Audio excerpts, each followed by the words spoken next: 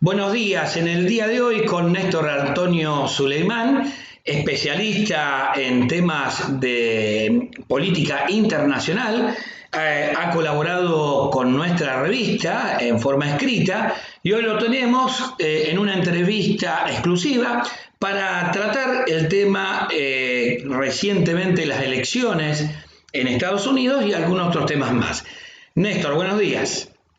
¿Qué tal? ¿Cómo te va? Buen día, buen día. Bien, justamente para introducir en la primera pregunta, algo que obviamente una de las potencias mundiales, la reciente elección en los Estados Unidos, el triunfo de Joe Biden sobre el actual presidente Trump. ¿Cómo ves el desarrollo de estas elecciones y su proyección a nivel mundial y sobre todo con nuestro continente, con Latinoamérica Bien. y nuestro país?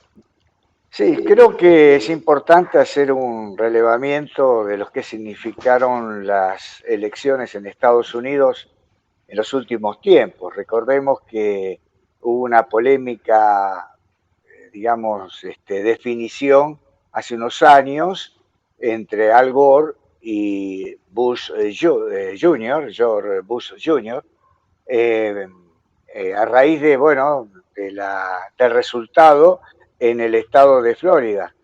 Y bueno, ahora se repite esta situación, ¿no? Es decir, en aquella oportunidad pasaron 30 días hasta que Al Gore reconoció el triunfo de Bush.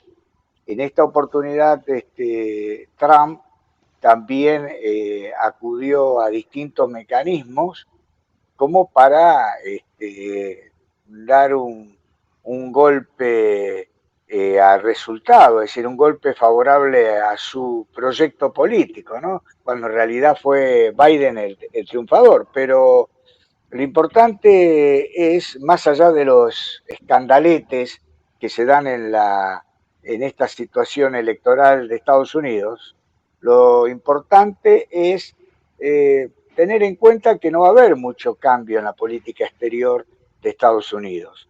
Pocos cambios existen, digamos, en la concepción y en la proyección internacional tanto de demócratas como de republicanos.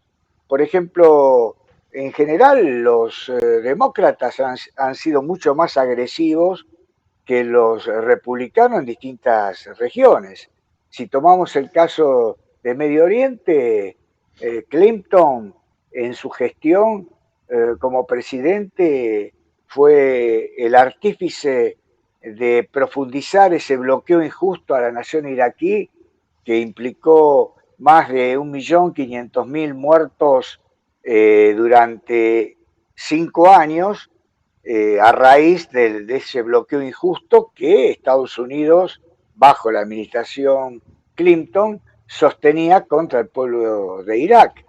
Si analizamos los acuerdos entre Obama y el colonialismo persa, lo perjudicial que ha sido para el pueblo iraquí, para el pueblo sirio, no me refiero para el régimen sirio, sino para el pueblo sirio o para el pueblo libanés, estas alianzas donde Obama acordaba con la cúpula eclesiástica aristocrática oligárquica persa esta situación de competencia que tienen, en ese momento tenían y aún tienen en la región de Oriente Medio, en detrimento de los pueblos de la región. Estados Unidos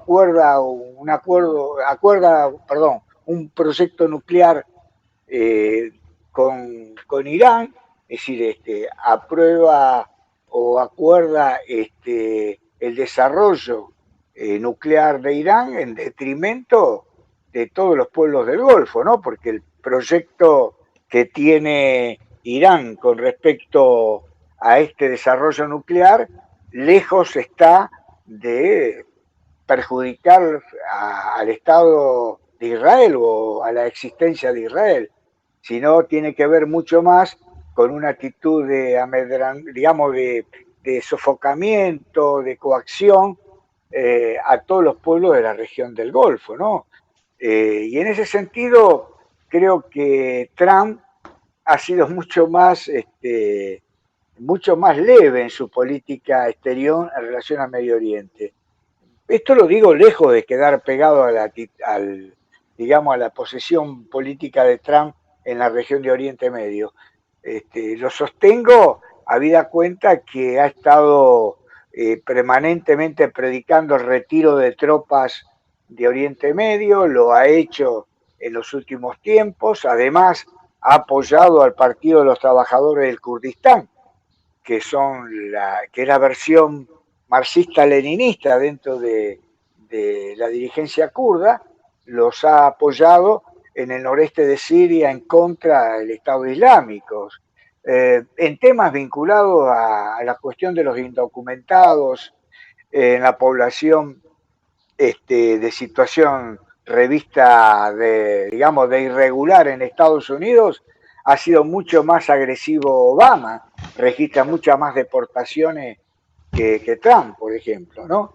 Y bueno, el tema central de este, digamos, presidente, este polémico presidente, me refiero a Trump, tiene que ver en los últimos intentos que ha hecho en los últimos meses y que tiene relación con las presiones que ejerció con respecto al reconocimiento de algunos países del Golfo, reconocimiento al Estado de Israel, es decir, el reconocimiento de Bahrein, de los Emiratos Árabes, con respecto al Estado de Israel, tiene que ver con una actitud que ha tenido Trump de acercar a estos sectores que, por otro lado, están permanentemente, reitero, asediados por la proyección expansionista persa, se sienten amenazados, se sienten, por otro lado, solos ante la actitud de Estados Unidos, que permanentemente trata de negociar y arreglar con los intereses de los persas, tanto en Irak como en Siria y como también en el Líbano.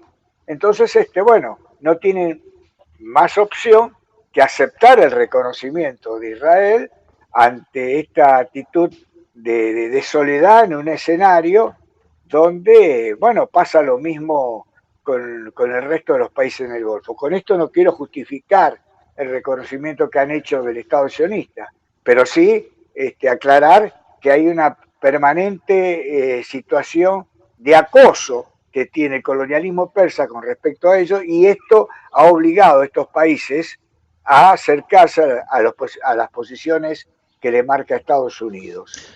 Lo mismo pasa con Sudán, también pasa en estos días pasado con Marruecos, que bueno, acepta, digamos, recomponer las relaciones con Israel a cambio del reconocimiento de Estados Unidos de la soberanía marroquí en el Sáhara Occidental, que es una zona que hoy ha entrado en crisis a raíz de esta actitud que ha tenido el gobierno real marroquí de avanzar sobre los territorios liberados para ingresar a Mauritania en un proyecto comercial que se trata de llevar mercancías de la zona ocupada del Sáhara Occidental, obviamente ocupada por Marruecos, hacia el puerto de Nouadhibou en Mauritania.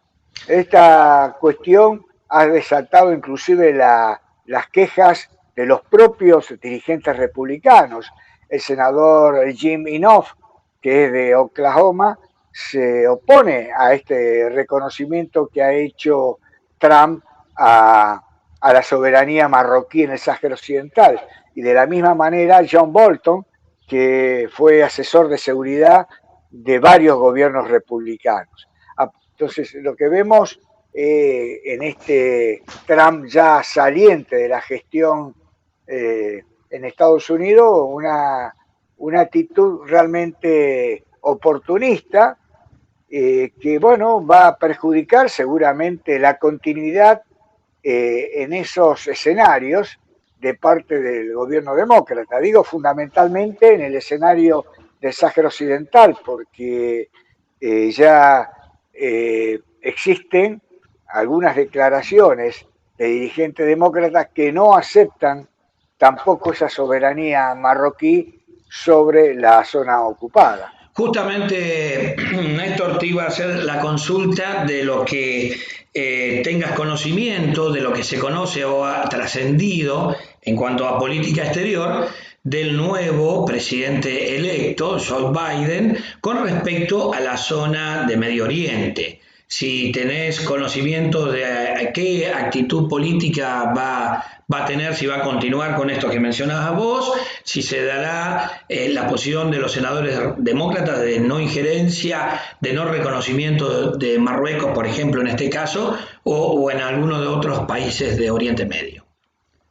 Sí, yo creo que la nueva gestión demócrata en Medio Oriente, esta gestión, esta flamante gestión, va a tratar de llevar adelante una política de nuevas negociaciones con la República Islámica de Irán.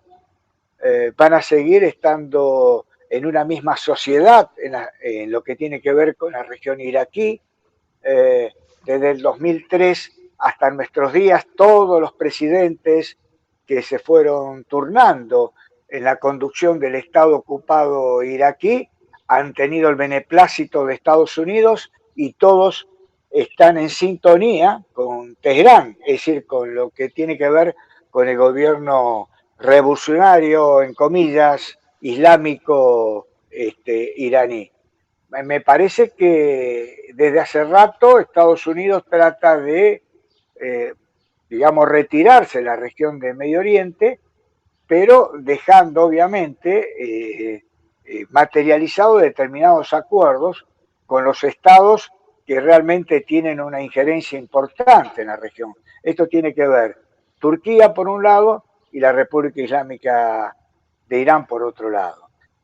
Siempre Estados Unidos va a pensar resguardar la seguridad fundamentalmente del Estado de Israel, en eso no va a cambiar, pero prácticamente desde el 2003 hasta nuestros días Estados Unidos ha tenido, digamos, una importante y significante cantidad de bajas en Oriente Medio.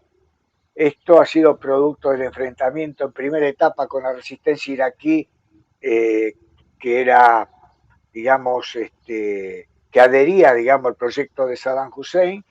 Después, más tarde, a través de los enfrentamientos que tuvo con el Estado Islámico. Y creo que esta situación de crisis, además de significar una importante cifra en el presupuesto de Estados Unidos, significan bajas que el mismo Trump en los últimos tiempos había dicho que los soldados de Estados Unidos están peleando en un lugar que no conocen, lejos de su tierra, y que prácticamente no tenía sentido continuar estando en esos lugares, continuar peleando en esos lugares cuando en realidad se podía llegar a un acuerdo con los distintos sectores beligerantes. Y esto lo reafirmaba fundamentalmente a partir de la ejecución de Qasem Soleimani. Qasem Soleimani, Estados Unidos, lo ejecuta, lo asesina, toma el formato que vos quieras, y después de esa acción, el mismo Trump plantea, bueno, que se puede negociar con Irán, se puede ir a un plano de conversaciones sinceras. Claro, muchas veces los socios en el reparto de los dividendos tienen algunas diferencias, y esas diferencias obviamente se definen en el plano, en este caso, militar, ¿no? En el plano cruento, digamos. Así que yo creo que Biden lo que va a hacer, tarde o temprano, es comenzar digamos, a retirar tropas y asegurar digamos, una continuidad en el reparto de los dividendos con el colonialismo persa. Muy bien, esto Néstor. no va a cambiar esto no va a cambiar en la política de Estados Unidos. Y con respecto a América Latina, no tenemos que esperar muchísimo, ¿no? Es decir, no podemos tener muchas esperanzas, ¿no? Porque generalmente las administraciones con perfil demócrata o las administraciones del Partido Demócrata han sido inclusive más agresivas para los intereses de los latinoamericanos que la de los republicanos. Lo digo esto siempre aclarando, no quedando pegado a los republicanos, sino que en ellos no hay un grado de virtud, son la misma cosa, digamos, no hay diferencia, ¿no? Defienden los intereses de los Estados Unidos, obviamente, con nuestro Claro. bloque y política local. Justamente vamos a la política argentina, Néstor, más concretamente a la provincia de Santa Fe. Sabemos que sos integrante de la Secretaría de Relaciones Internacionales, esta comisión ad hoc dentro del Partido Justicialista de la Departamental Rosario. Quiero que te refieras, para terminar la entrevista, cómo se desarrolla esta secretaría, cómo está trabajando. Hay varios partidos que integran la mesa interpartidaria de relaciones internacionales, con una gestión en redacción de documentos, en posiciones políticas. Nuestra revista también ha brindado a la comunidad los comunicados de la Secretaría. Así que bueno, te quiero preguntar, haciendo un balance, hay una incorporación de nuevos partidos. Quiero que nos comentes un poquito esto para cerrar la nota. Sí, así es, Sergio. Nosotros comenzamos a trabajar a partir del año 2018 en esta Secretaría, como bien decís vos, de Relaciones Internacionales, ad hoc, o sea, que ha sido creada para el abordaje de estas temáticas en el plano internacional, con la idea de buscar enlaces con movimientos y partidos políticos que están identificados en un mismo proyecto en la patria grande, como así también en el resto del contexto afroasiático. Nosotros, a partir del 2018, comenzamos una tarea con algunos partidos políticos, entre ellos el Partido Comunista. Trajimos en esa oportunidad al embajador de la República Bolivariana de Venezuela a dar una charla en la Facultad de Filosofía.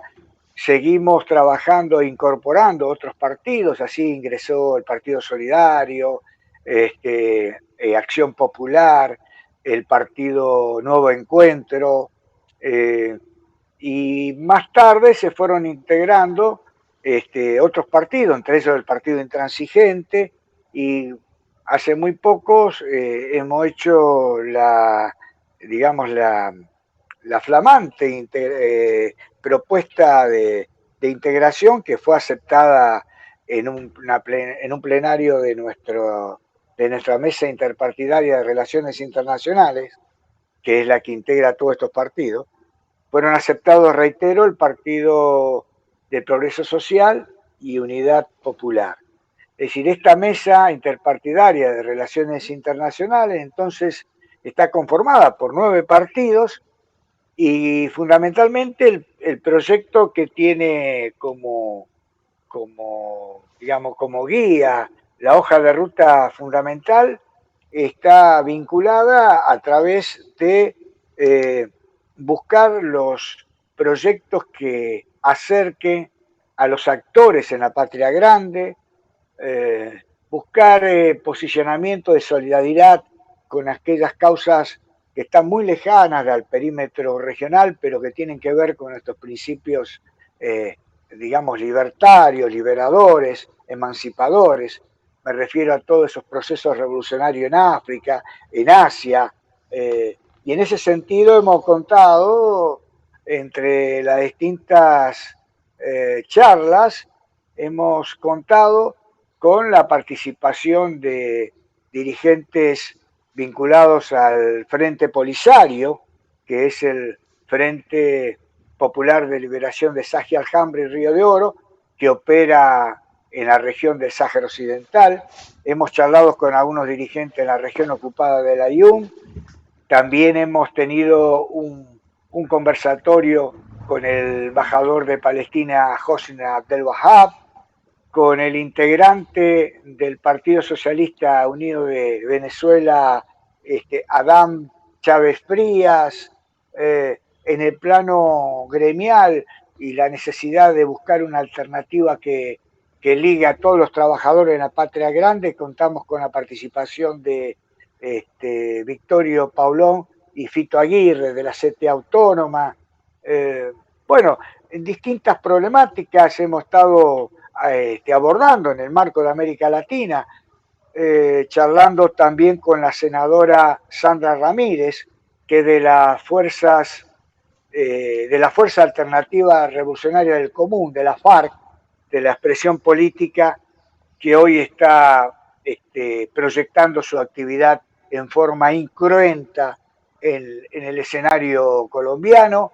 Hemos también abordado la cuestión de la reforma constitucional en Chile, es decir, un montón de temas que nos ha obligado a buscar referentes legítimos, dirigentes que expresan esas realidades en los distintos escenarios de América Latina, o sea, de la patria grande y también de esos procesos revolucionarios de África y de Asia.